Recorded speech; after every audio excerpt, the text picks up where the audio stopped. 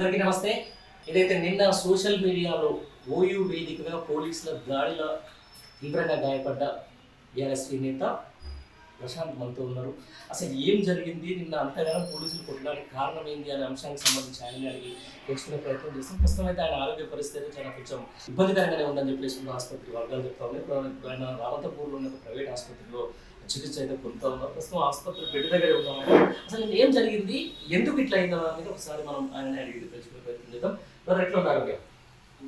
కొంచెం బాగానే ఇబ్బంది బాగా తగిలినాయి కాబట్టి హెల్త్ బాగాలేదని రెస్ట్ తీసుకున్నాను డాక్టర్స్. సో నేను రాత్రి అడ్మిట్ అయ్యాను ఇక్కడ పోలీస్ స్టేషన్లో. కనీసం హాస్పిటల్ తీసుకోపోమంటే కూడా తీసుకోపోలేదు. ఓకే. రాత్రి 8:45 నుండి 9 మధ్యలో మమ్మల్ని వదిలేసి ఆ రోడ్ల మీద అట్లా వదిలేసి ఇక్కడ నుండి మేము మళ్ళీ వేరే ప్రైవేట్ ఆటో మాట్లాడుకొని ఇక్కడికి వచ్చి ఇక్కడ అడ్మిట్ అవ్వడం జరిగింది. ఓకే. ఎన్ని గంటలకు కోల్ పెట్టారు అసలు? నేను ఎప్పుడు తీసుకెళ్ళాను అక్కడ మమ్మల్ని ఒక 2:30, 3 o'clockకి మమ్మల్ని లిఫ్ట్ చేసినారు కొట్టుకుంటా తీసుకుని వెళ్ళి. దాదాపు ఒక 7-8 గంటలు మమ్మల్ని పెట్టుకుని అక్కడ 9 గంటలకు అక్కడ నుండి పంపించడం జరిగింది. ఎప్పుడు జాయిన్ అయ్యారు హాస్పిటల్? మేము వచ్చేసి ఇక్కడ 11 అయింది వచ్చేసరికి 11-11:30కి ఇక్కడ వచ్చి అడ్మిట్ అవుతుంది. ఏమంటారు డాక్టర్? వాళ్ళు అదే ఇంటర్నల్గా డ్యామేజెస్ అయింది, స్కానింగ్ పంపించని చెప్పి స్కానింగ్ కూడా వెళ్ళినాము. స్కానింగ్ రిపోర్ట్స్ ఇప్పుడు వస్తాయి. ఆ రిపోర్ట్స్ బట్టి ఫర్దర్ ట్రీట్మెంట్ ఏం చేయాలనేది వాళ్ళు డిసైడ్ చేస్తారు. అంటే నేను చూసినాం, అందరం కూడా చూస్తున్నాం, కూడా సోషల్ మీడియా వేదికగా చూస్తున్నాం. మేము నిన్న మీ మీద దాడికి సంబంధించిన కూడా చాలా సెల్ ఫోన్లో చిత్రీకరించారు కూడా. అంటే అంత కష్టం ఎందుకు కొట్టాల్సి వచ్చింది మన పోలీసులు? రేవంత్ రెడ్డి వాళ్ళకి నాకు తెలిసి ఎక్స్ట్రా పేమెంట్ ఏమో ఇస్తున్నట్టు జీతము, అందుకనే వారు అట్లా చేస్తారు.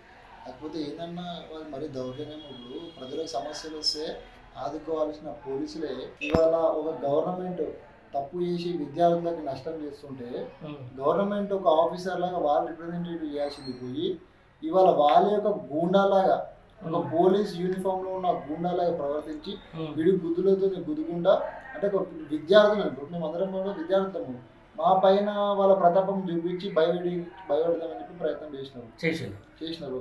కానీ వాళ్ళకి తెలియదు తెలంగాణ ఉద్యమం ఎంత పెద్దదన్న. తెలంగాణ ఉద్యమమే తెచ్చుకొచ్చినాం కొట్లాడే విద్యార్థులము. ఈ చిన్న చిన్న దాన్ని మేము భయపడతామా?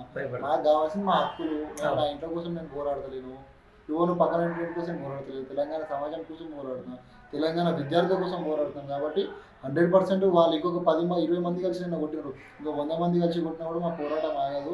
100% మేము ఫైట్ చేస్తాము మా నిరుద్యోగ సమస్యల గురించి. అదే నేను నిన్న చూస్తున్న సందర్భంలో పోలీసులు కొడుతున్న విధానంలో నానా దుర్భాషాలు, పలకలేని భాషలో పలుకుంటూ మిమ్మల్ని తిట్టుకుంటూ మిమ్మల్ని కొట్టిండ్రు. దీన్ని అంతా చూస్తుంటే ఎట్లా అనిపిస్తుంది? మళ్ళీ ఈ 10 ఏళ్ళ కింద తెలంగాణ చూడడానికి ఎట్లా? ఒక విషయం అయితే నేను బాగా గ్రహించిన ఈ 7 నెలల్లో ఒక నక్సలైట్ రాజ్యం ఎటుంటుందో నాకు తెలియదు, కానీ ఈ రేవంత్ రెడ్డి ముఖ్యమంత్రిని చూసి ఒక రజాకార్ పాలన నాకు గుర్తుకొస్తుంది. నేను మొన్ననే 3 సినిమా చూసి వచ్చిన. ఆ సినిమాలో నేను అనుకుని అప్పట్లో అట్లుంటున్నా నిజాం రాజు, కానీ ఈ నిజాం రాజు ఈ 7 నెలల్లో చూస్తున్నా ఈ రాజుని, ఈ రజాకార్ రాజుని ఇప్పుడు చూస్తున్నా ఈ రేవంత్ రెడ్డిని. ఈయనకు పరిపాలన చాదం కాదు, ఎట్లా పరిపాలన చేయడమో తెలియదు, ఒక పోలీస్ వ్యవస్థను ఎట్లా వాడాలో తెలియదు. పోలీస్ వ్యవస్థను ఒక రౌడీలాగా చేసి గూండల్లాగా చేసి ఒక యూనిఫామ్ వేసి ఆయన రౌడీలాగా నించబెట్టి అడిగిన ప్రశ్నించిన వాళ్ళని కూడుతున్నారు. మేము ఆడ చూసినాం, మిమ్మల్ని మీ మీద దాడి జరగడం ఆడ చూసినాం. అక్కడి నుంచి తీసుకొని మిమ్మల్ని వ్యాన్ పెట్టించిన తర్వాత మళ్ళీ ఇంకా ఎందుకు లోపల ఏమైనా దాడి జరిగింది, మళ్ళీ కొట్టడాలు ఎక్కడ ఆయన 100% జరిగినాయి అన్న. ఇప్పుడు అక్కడ దాడి జరిగేటప్పుడు మీడియా మిత్రులు అందరూ దగ్గరకు వచ్చే వరకు అక్కడ ఉన్న ఏసీపీ ఎవరైతే ఉన్నారో మీడియా వాళ్ళు మీరు ఇమీడియట్ లోపల లిఫ్ట్ చేయండి అని ఇమీడియట్ లోపల లిఫ్ట్ చేసి ఇంకొక 10-12 మంది కానిస్టేబుల్ లోపలికి ఎక్కినారు. ఎక్కి మళ్ళీ అక్కడ కూడా దాడి చేయడం జరిగింది. దాడి చేస్తూ మీరు కనుక నిరుద్యోగుల గురించి మళ్ళీ కొట్లాడితే రేపు పొద్దున ఫర్దర్గా వేరే యాక్షన్ ఉంటుంది. ఇప్పుడు మేము మళ్ళీ కొట్టి వదిలేస్తున్నాము. రేపు పొద్దున కనుక మీరు ఇట్లనే చేస్తే రేపు పొద్దున ఫర్దర్ యాక్షన్ వేరేలా ఉంటుంది కాబట్టి అని మమ్మల్ని భయపెట్టే ప్రయత్నం చేసినారు. ఎంతసేపు ఉన్నా కూడా భయపెట్టే ప్రయత్నం చేశారు. మీరు ఈ ఉద్యమంలో వచ్చి కొట్లాడొద్దని వాళ్ళ ఒకటి క్లియర్ పాయింట్ ఏంటంటే, మేము నిరుద్యోగుల తరఫున మాట్లాడొద్దు, అంతే, మా హక్కుల గురించి మేము కొట్లాడొద్దు. ఎంతసేపు ప్రభుత్వం ఏది ఇస్తే మేము అది ఇనుకుంటే సరే అనుకుంటూ కూర్చోవాలి మేము, అంతే. మేము ఎక్కడ మాట్లాడద్దు, మా హక్కుల గురించి మేము ఎక్కడ కూడా మేము అడగొద్దు. రైట్.